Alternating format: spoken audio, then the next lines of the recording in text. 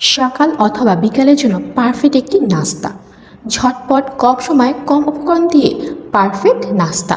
তাহলে চলো ভিডিওটি না টেনে সম্পূর্ণ ভিডিওটা আমরা দেখে নিই। বাসায় থেকে থেকে কলা আর পাউরুটির ডেট ওভার হয়ে যাচ্ছে, তাই চিন্তা করলাম একটি ঝটপট নাস্তার তৈরি করে ফেলি এবং তোমাদের সাথে শেয়ার করে ফেলি। তো পচে যাওয়া বা ডেট ওভার হয়ে যাওয়া কলাটা আমি ছিলে নিলাম, তার উপরে একটি ফার্মের ডিম নিয়ে নিয়েছি।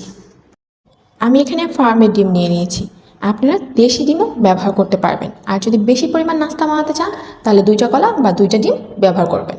তো যাই হোক, এরপরে পরিমাণ মতো স্বাদ মতো চিনি দিয়ে দিয়েছি, তার উপর দিয়ে 2 চা চামচ গুঁড়া দুধটা অবশ্যই দিবেন। এটা খেতে এতটা মজা লাগে দেখবেন। যাই হোক, এখন প্রত্যেকটা উপকরণ সুন্দর করে মিক্সড করে নিচ্ছি। দেখুন একদম যেন দলা দলা না থাকে, ভালো করে মিক্সড করতে হবে। দেখুন কি সুন্দর করে আমি মিক্সড করে ফেলছি, আপনারাও সেমভাবে মিক্সড করবেন। এখন ভেজে নেওয়ার পালা। আমি একটি কড়াই নিয়ে নিয়েছি, পাতলা কড়াই, তার ভিতরে তেল দিয়ে দিলাম। এরপরে পাউরুটি ডেট ওভার হয়ে যাচ্ছে, সেই পাউরুটি নিলাম এবং মিশ্রণটিতে ভালো করে মিক্সড করে তেলের ভিতরে ছেড়ে দিয়ে হালকা জ্বালে চেপে চেপে ভাজতে হবে, যেন কোনো পার্ট কাঁচা না থাকে, আবার পুড়েও যেন না যায়, সেদিকে খেয়াল রাখতে হবে। তো আপনারাও সেম প্রসেসে ভেজে নেবেন।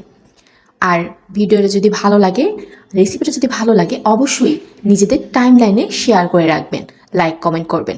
আমি উপর দিয়ে একটু চিজ দিয়ে নিয়েছি। চিজটা খেতে এতটা ভালো লাগে, দেখুন দেখতেও সুন্দর লাগে। আপনারাও যদি বাসায় চিজ থাকে অবশ্যই দিবেন, আমার বাসায় ছিল দেখে আমি দিলাম। চিজটা দেওয়ার পরে আর উল্টাবেন না, একভাবেই গলার সময় দিবেন, গলে গেলে উঠিয়ে ফেলবেন। এরপরে সেমভাবে আমি আরও একটি ভাজবো। আমি এভাবে যে কটা পাউরুটি আছে সবগুলোই ভেজে নেব, আপনারাও সেমভাবে ভাজবেন। যাই হোক, রেসিপিটা যদি ভালো লাগে, কি বললাম, শেয়ার করতে কিন্তু ভুলবেন না। অবশ্যই লাইক কমেন্ট শেয়ার করে দিবেন, আর আপনাদের ভালোবাসা দিয়ে আমার পাশে থাকবেন নতুন নতুন রেসিপি পাওয়ার জন্য। আমি এইভাবেই আপনাদের মাঝে কম খরচে কম সময় ইউনিক রেসিপি নিয়ে আসবো ইনশাল্লাহ। আপনাদের বাসায় যদি পাউরুটি থাকে, কলা থাকে, ডিম থাকে, তাহলে আর দেরি না করে এইভাবেই সহজে একটি নাস্তা বানিয়ে ফেলেন। আপনাদের বাসায় যদি ছোটো ছোটো বাচ্চা থাকে, কোনো কিছু খেতে না চায়, তখন অবশ্যই তাদের এই রেসিপিটা বানিয়ে খাওয়াবেন, দেখবেন চেটেপুটে খাবে। আমার 2 বছরের বাচ্চা আছে, ও কিছুই খেতে চায় না, তাই ওর জন্য আমি স্পেশালি এই রেসিপিটি তৈরি করেছি।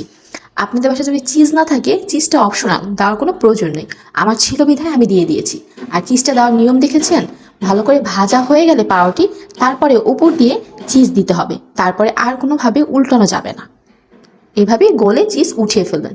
দেখুন আমার কিন্তু রেডি হয়ে গেছে ঝটপট নাস্তা। খেতে ছিল মাশাল্লাহ, একদম মুখে লাগার মতো। তো সবাই অবশ্যই কমেন্ট লাইক করে জানাবেন যে রেসিপিটা কেমন হয়েছে। সবাই ভালো থাকবেন, সুস্থ থাকবেন, আল্লাহ হাফেজ। আর অবশ্যই ভিডিওটি শেয়ার করতে ভুলবেন না।